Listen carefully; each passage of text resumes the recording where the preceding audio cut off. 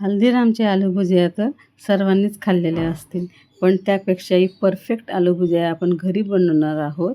तर तुम्ही video skip न करता शेवटपर्यंत बघा. जयूस किचनमध्ये आपल्या सर्वांचे खूप खूप मनापासून स्वागत आहे. इथे मी 1 किलो बटाटे घेतलेले आहे. बटाटे आपल्याला 3 शिट्या करून शिजवून घ्यायचे आहेत आणि गरम असतानाच आपल्याला ते पाण्यातून काढून घ्यायचे आहेत. तुम्ही जर माझ्या यूट्यूब चॅनलवर नवीन असाल तर लगेच लाईक आणि सबस्क्राईब पण करून घ्या. बघा आता मी इथे असे बटाटे काढून घेत आहे आणि त्याची साल काढून घ्यायची आहे. 1 किलोच्या प्रमाणामध्ये आपण आलू भुजिया बनवणार आहोत. आज माझ्याकडे माझी मामी आलेली आहे आणि मामी आणि मी मिळून आलू भुजिया बनवणार आहोत. बटाट्याची साल ही आपल्याला बटाटे गरम असतानाच काढून घ्यायचे आहे. अशा प्रकारे बघा मी आता सर्व बटाट्यांची साल काढून घेतलेली आहे. एक बाऊल घेतलेला आहे आणि त्यावर मी अशी चाळण ठेवून घेणार आहे. तुमच्याकडे पुरण गाळायची गाळणी असेल तर तुम्ही तीसुद्धा यूज करू शकता. इथे मॅशरने मी असं दाबून किंवा चमच्याने दाबून आपण पूर्ण बटाटे असे काढून घ्यायचे आहे. म्हणजे आपण जेव्हा शेव बनवतो तेव्हा ते साच्यामध्ये अडकत नाही. म्हणून आपल्याला गाळणीवरती असे बटाटे काढून घ्यायचे आहेत. पूर्ण बटाटे आपण गाळणीवर काढून घेतलेले आहेत. बघा असं मऊसूद मस्त लोण्यासारखं चाळून झालेलं आहे. बटाट्यामध्ये अजिबात गुठळी राहता कामा नये. इथे मी असं भुरकट कलरचं मिरची पावडर घेतलेली आहे. ज्या आपल्या सुकलेल्या मिरच्या असतात ना घरामध्ये, त्या मिरच्या मी मिक्सरला लावून काढून घेतलेल्या आहेत. 2 चमचे तिखट घेतलेलं आहे. हे प्रमाण अगदी परफेक्ट आहे. आणि इथे 1.5 चमचा मी इथे काळं मीठ घेतलेलं आहे. 1 चमचा आपल्याला साधं मीठ घ्यायचं आहे. 1 चमचा हिंग पावडर घ्यायची आहे आणि परफेक्ट स्वाद येण्यासाठी आपण इथे चाट मसाला घेणार आहोत. तर इथे 1.5 चमचा मी चाट मसाला घेतलेला आहे.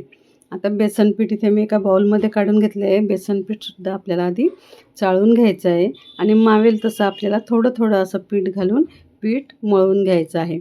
पीठ मळताना आपल्याला हलक्या हाताने मळायचं आहे. अगदी लाईटली आपल्याला पीठ मळून घ्यायचं आहे. तुम्ही अजूनही लाईक किंवा सबस्क्राईब केलेलं नसेल तर पटकन लाईक आणि सबस्क्राईब करून घ्या. पीठ मळत आहोत आणि आपल्याला जर पीठ आपलं पातळ वाटत असलं तर त्यामध्ये अजून थोडं थोडं असं आपल्याला पीठ मिसळत जायचं आहे, बेसन पीठ, आणि गोळा मळत जायचा आहे. गोळा आपल्याला फार नरम नको आहे, कडकच हवा आहे. आपण जसं चपातीची कणिक मळतो त्यापेक्षा आपल्याला थोडं गोळा कडक भिजवायचा आहे. आता इथे आपण थोडं तेल टाकून घेऊ आणि गोळा छान मळून घेऊ. गोळा आता मस्त मळून झालेला आहे. गोळा मळून झाल्यानंतर आपल्याला लगेच शेव बनवायला घ्यायची आहे. इथे मी साचा घेतलेला आहे. साच्यासाठी बारीक जाळी घेतलेली आहे. त्याला तेलाने आपल्याला ग्रीस करून घ्यायचं आहे. नंतर आपल्याला त्यामध्ये गोळा टाकून घ्यायचा आहे बेसन पिठाचा. एका बाजूने आपण जाळी फिट करत आहोत आणि वरून आपल्याला असा गोळा टाकून घ्यायचा आहे त्या साच्यामध्ये. नंतर आपल्याला साचा पॅक करायचा आहे. तर साचा पॅक करताना बऱ्याच जणांना मिस्टेक होते की या साच्याची जी दांडी असते ती खाली कशी करायची. हे जे छोटं बटन दिलेलं आहे त्यावर आपल्याला प्रेस करायचं, म्हणजे साचाचं ती जी हँडल आहे ते खाली जातं आणि मग आपल्याला साचा असा पॅक करून घ्यायचा आहे. नंतर आपल्याला तेल ठेवलेलं आहे गॅसवर आणि तेल छान कळकळीत तापवून घ्यायचं आहे. त्याआधी मी एक मोठं ताट घेतलेलं आहे. त्यामध्ये टिश्यू पेपर टाकून घ्यायचे आहे. फॅन चालू असल्यामुळे कागद उडतात म्हणून मग मी असे साईडला चमचे ठेवून घेतलेले आहेत. बघा आता तेल छान कळकळीत तापू द्यायचं आहे. त्यामध्ये एक छोटासा गोळा टाकून बघायचा आणि तो गोळा जर पटकन वर आला तर आपल्याला साच्यामधून शेव टाकायला सुरुवात करायची आहे. अशा प्रकारे आता मी शेव पटापट टाकत आहे.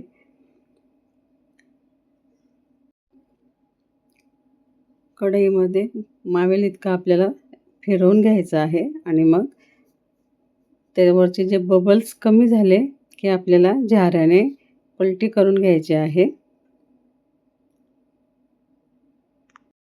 जर कढईला शेवकुडा चिटकला असेल तर साईडने मोकळे करून घ्यायचे आहे आणि मग पटकन आपल्याला पलटी करायची आहे. आलू भुजिया हे पटकन तळल्या जातात, म्हणून जास्त वेळ त्याला आपल्याला तेलात न ठेवता पटापट आलटपलट करून तळून घ्यायचं आहे. जास्त वेळ जर ठेवले तर आपले शेव हे करपतात. आता शेव छान झालेले आहे, बबल्स पूर्ण गेलेले आहेत. आता आपण प्लेटमध्ये शेव जे आहे ते काढून घ्यायचे आहे. तर अशा प्रकारे आपण पूर्ण शेव तळून घेणार आहोत. गॅसची फ्लेम जर तुम्ही लो ठेवली किंवा मीडियम ठेवली तर ते शेव जे असतात ते आपले तेलकट होतात. म्हणून आपल्याला शेव हे फुल फ्लेमवरतीच तळायचे आहेत.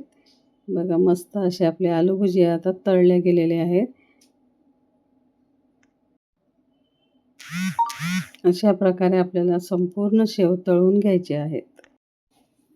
संपूर्ण शेव आता आपले तळून झालेले आहेत. बघा 1 किलोमध्ये किती आपले शेव तयार झालेले आहेत. आता आपल्याला एक मोकळं असं मोठं घमेली घ्यायची आहे किंवा परात घ्यायची आहे आणि हलक्या हाताने शेव आपल्याला असे तोडून घ्यायचे आहेत, कुस्करून घ्यायचे आहे. फार चुरा करायचा नाही आहे. चुरा करून झालेला आहे. आता आपण इथे पोहे खायचा चमचा घेतलेला आहे आणि त्या चमच्याने आपल्याला चाट मसाला टाकून घ्यायचा आहे. सर्व बाजूला आपल्याला असा चाट मसाला पसरून घ्यायचा आहे. 2 चमचे आपण चाट मसाला घेतलेला आहे आणि हा चाट मसाला आपल्याला हलक्या हाताने मिक्स करून घ्यायचा आहे. चाट मसाल्यामुळे आलू भुजियाला खूप छान अशी चव येते आणि सेम टू सेम आपल्याला हल्दीराम आलू भुजियासारखी याची चव मिळते. व्हिडिओ जर आवडला असेल तर जास्तीत जास्त लाईक, शेअर, सबस्क्राईब करा. सोबत जे बेल आयकॉन दिलेलं आहे तिथंही प्रेस करायला विसरू नका. परत भेटूया आपण नवीन व्हिडिओसोबत. धन्यवाद.